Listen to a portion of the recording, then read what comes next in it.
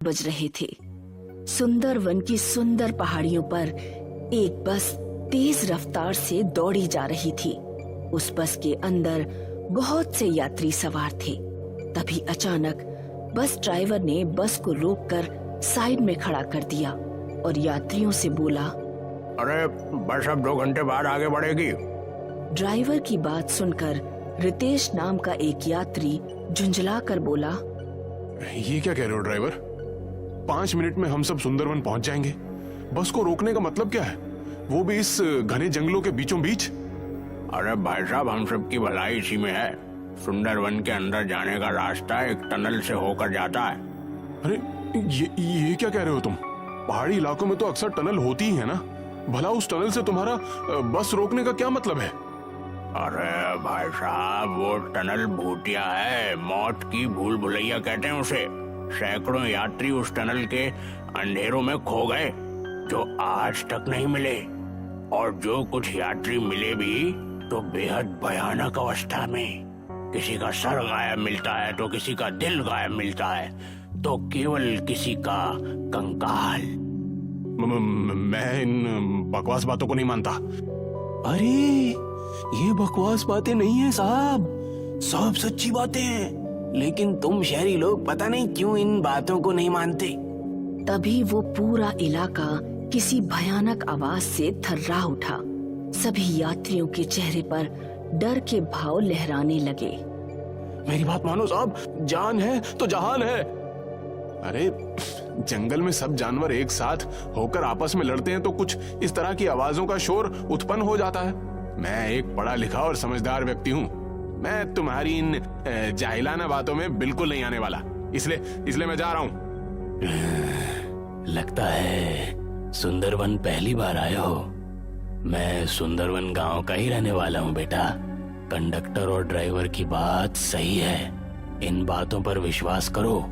देखो, सारे यात्री इन दोनों की बात से सहमत हैं। सारे यात्री गलत नहीं हो सकते बेटा। अगर सारे यात्री चुप हैं तो इसका मतलब ये नहीं कि वो सब सही हैं। एनीवे, आप बुजुर्ग व्यक्ति हैं और मैं बुजुर्गों का सम्मान करता हूँ, तो मैं इस जगह पर 2 घंटे बिल्कुल नहीं बिताने वाला। कंडक्टर और ड्राइवर ने रितेश को बहुत समझाने की कोशिश की, मगर रितेश ने उन दोनों की बात नहीं मानी।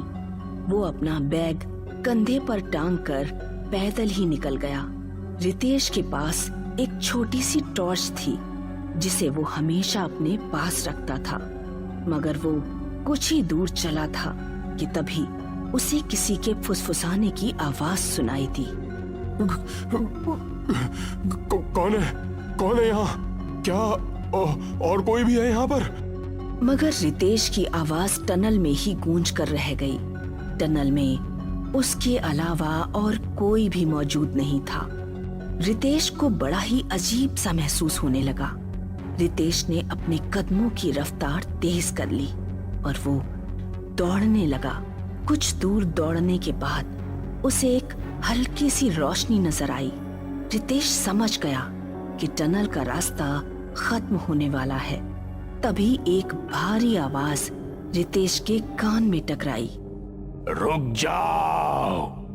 उस आवाज को सुनकर रितेश के पांव अपनी जगह जम गए और वो टॉर्च की रोशनी में आगे पीछे आंखें फाड़ फाड़ कर देखने लगा।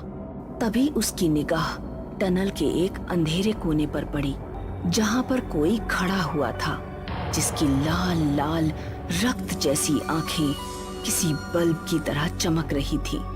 डर की वजह से ही रितेश के हाथ पांव फूल गए। तभी उसकी नाक से एक असहनीय दुर्गंध टकराई। उसने अपनी नाक पर रुमाल रखा ही था कि तभी वो आंखें उसके बहुत करीब आ गईं।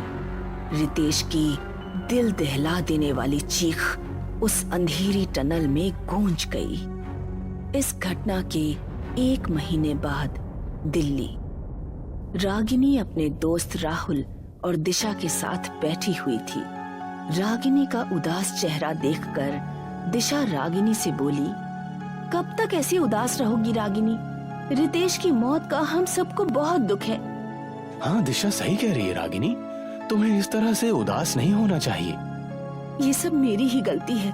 मुझे सुंदरवन के जंगलों के फोटो खींचकर लाने थे, मगर मैंने उसे अपने बदले भेज दिया। अगर मैं उसे सुंदरवन जाने के लिए नहीं बोलती तो आज वो जिंदा होता। लेकिन मेरी एक बात समझ में नहीं आई, आखिर रितेश की लाश सुंदरवन के पास जंगल के कुएं के अंदर कैसे मिली? यही सोच सोचकर मैं पागल हुई जा रही हूँ दिशा। पुलिस के मुताबिक रितेश सुंदरवन से 5 किलोमीटर दूर पहले उतर गया था और सारे यात्रियों ने उसे सुंदरवन की ओर जाते देखा भी था। समझ में नहीं आता फिर उसकी लाश सुंदरवन से 20 किलोमीटर पीछे उस जंगल के कुएं में कैसे मिली। मैंने सुना है कि सुंदरवन जाने का रास्ता जिस टनल से होते हुए जाता है वो टनल भूतिया है। कहते हैं वहां पर अक्सर यात्री गायब हो जाते हैं। पुलिस के मुताबिक कंडक्टर और ड्राइवर ने रितेश को चेतावनी भी दी थी, मगर रितेश ने उनकी बात नहीं मानी। What nonsense, Rahul. विश्वास तो नहीं करता दिशा, लेकिन जिस तरह से रितेश की मौत रहस्यमय परिस्थितियों में हुई है उससे मैं काफी कंफ्यूज हो गया हूँ। लेकिन मैं सच्चाई का पता लगा कर ही रहूंगी।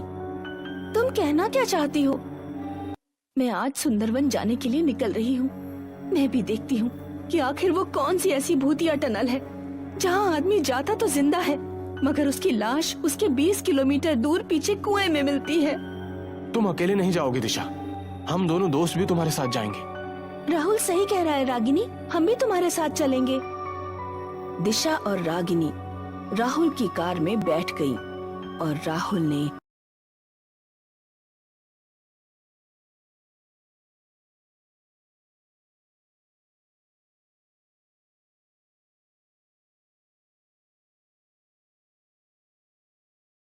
अपनी कार सुंदरवन की ओर दौड़ा दी।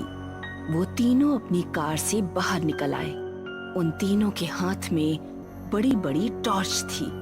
तभी उन तीनों के कानों में उस टनल के अंदर किसी की चीख टकराई। चीख सुनकर रागिनी बुरी तरह से चौंक गई।